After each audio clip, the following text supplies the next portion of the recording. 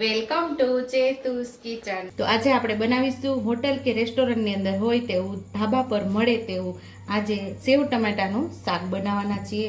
તો એના માટે આપણે અહીંયા 5 ટમેટા સુધારી લીધા છે, અહીંયા આપણે સેવ લીધી છે, અહીંયા આદુ લસણની પેસ્ટ લીધેલી છે, 2 ડુંગળી સુધારી લીધી છે આપણે, અહીંયા લીલા ધાણા આપણે સુધારી લીધા છે અને ગળપણ માટે આપણે 1 ચમચી જેટલી ખાંડ લીધેલી છે।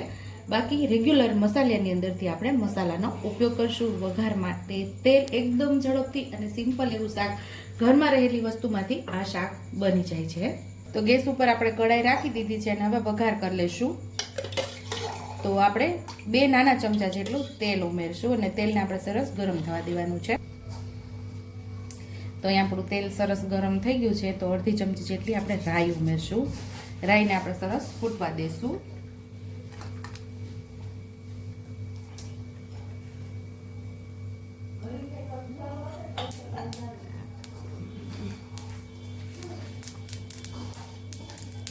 રાઈ આપણી સરસ ફૂટી ગઈ છે, તો 5 ચમચી જેટલી આપણે હિંગ ઉમેરશું। આદુ લસણની પહેલા પેસ્ટ ઉમેરી દઈશું આપણે।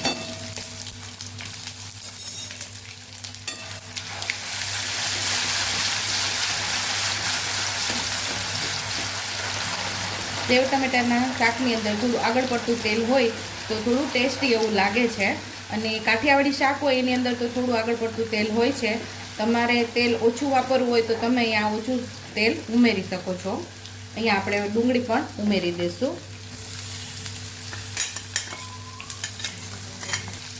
ડુંગળી પણ સરસ આપણે સાતળી લેશું, એકદમ મસ્ત કલર ચેન્જ થાય ત્યાં સુધી આપણે એને સાતળવાની છે, એટલે કે સોફ્ટ થઈ જાય ડુંગળી ત્યાં સુધી આપણે એને સાતળશું।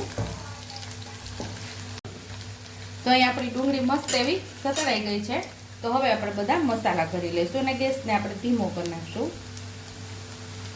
1 ચમચી જેટલું લાલ મરચું પાવડર ઉમેરશું, 1 ચમચી જેટલું ધાણા જીરું ઉમેરશું, અડધી ચમચી જેટલી હળદર ઉમેરશું અને અહીંયા ટમેટા પણ ઉમેરી દઈશું। આપણો મસાલો બળી ન જાય, બધું સાથે સાતળી લઈશું।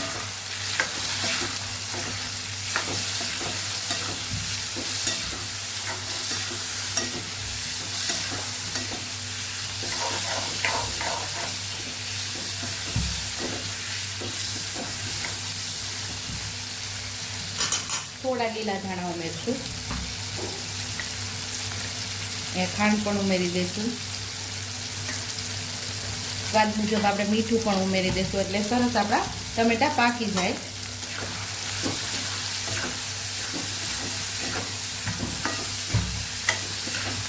ટમેટાને સરસ આપણે પાકવા દેવાના છે। ગેસ ધીમો કરી અને આપણે થોડી વાર એને આમનામ થવા દઈશું। હવે આપણે ખોલીને જોઈ લઈશું। તો અહીંયા આપણા ટમેટા પાકી ગયા છે, મસ્ત એવા સતળાઈ ગયા છે ટમેટા આપણા। અહીંયા હવે આપણે જે પ્રમાણે રસો કરવો એ પ્રમાણે પાણી ઉમેરવાનું છે। તો અહીંયા આપણે 1 ગ્લાસ જેટલું પાણી ઉમેરીએ છીએ કે રસાવાળું આપણે શાક બનાવીએ છીએ। આ 5 થી 6 વ્યક્તિ માટે આપણે શાક બનાવીએ છીએ। તો આને શાકને હવે આપણે ઉકળવા દેવાનું છે, તો ઢાંકીને પાછું આપણે એને ઉકળવા દેશું। તો અહીંયા આપણે સરસ શાક ઉકળી ગયું છે એકદમ મસ્ત એવું, તો અહીંયા આપણે સેવને ઉમેરી દઈશું।